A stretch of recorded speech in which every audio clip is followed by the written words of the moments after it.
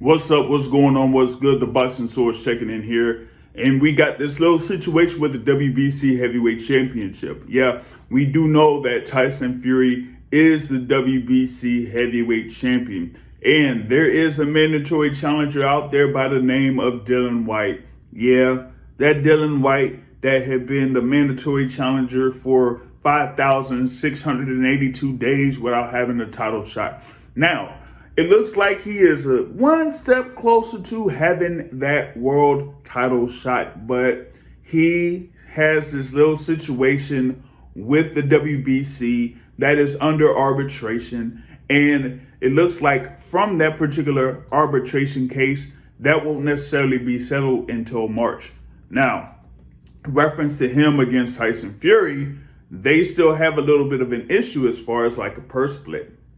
You know, with them being the mandatory challenger, Dillian Whyte wants something a little bit closer to a 45% split, which is usually given to the mandatory challenger if this goes to a purse bid. But Top Rank and Queensbury Promotions together pretty much say that, you know what, the split should be 80% to 20%.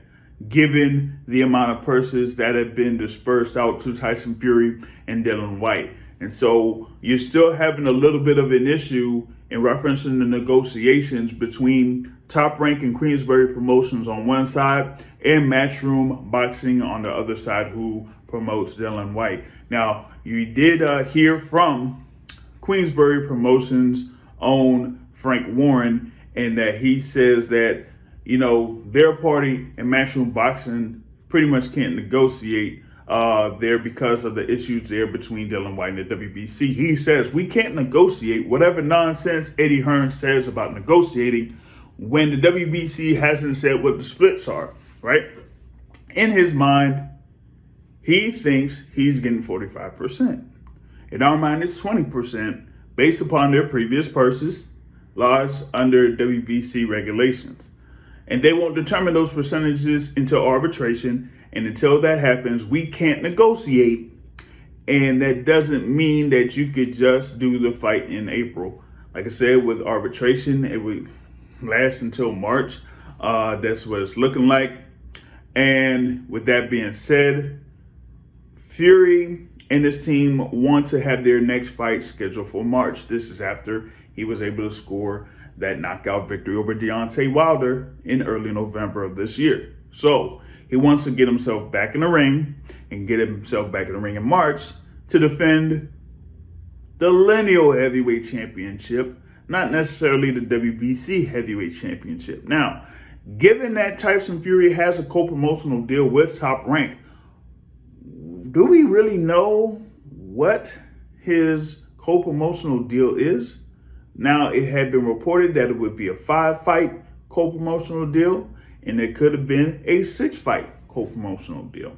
Now, with that being said, if they're trying to have a fight in the interim in March for the Lineal Heavyweight Championship, that would be his 5th fight under that co-promotional deal, with him fighting Tom Schwartz, Otto Wallin, and Dillian Whyte. Deontay Wilder twice, right? So that's 4. So then you would have one more fight, and that's 5, which they want to have in March. And if that's the end of the deal, then that would be that. But if it's not, and he has one more fight on that deal, then maybe that would be for the undisputed heavyweight championship against the winner of Alexander Usyk and Anthony Joshua. Or maybe he gets one of those Top Rank special deals, whereas he's holding a world title, that if he wins his last fight on the original deal, it gets extended. So that is still one of those factors there for Tyson Fury and his co-promotional deal with Top Rank and Queensbury Promotions there. So that is something that we definitely have to keep an eye out on in reference to Tyson Fury. On the side of Dillian Whyte, now, of course, you know, he's had his bouts where he did lose to Alexander Povetkin and then won in the rematch.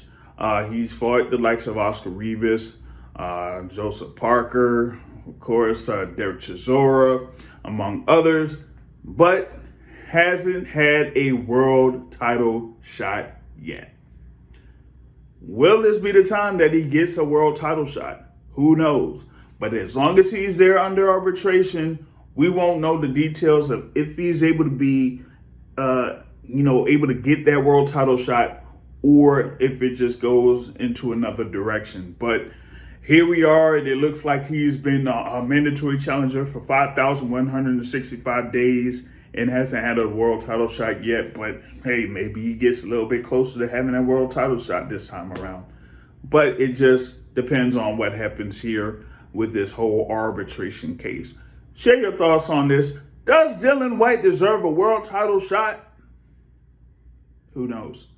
But you can share your thoughts here on this particular topic, and be sure to subscribe to the Boxing Source. We would really appreciate it. All right? Where we have more topics that we'll be talking about, and also other content, going out to, boxing gyms, talking to fighters, and also having live conversations with people within the sport of boxing. But that ends it for this particular video. I hope y'all enjoyed it. And until next time, folks, I'm out. Peace.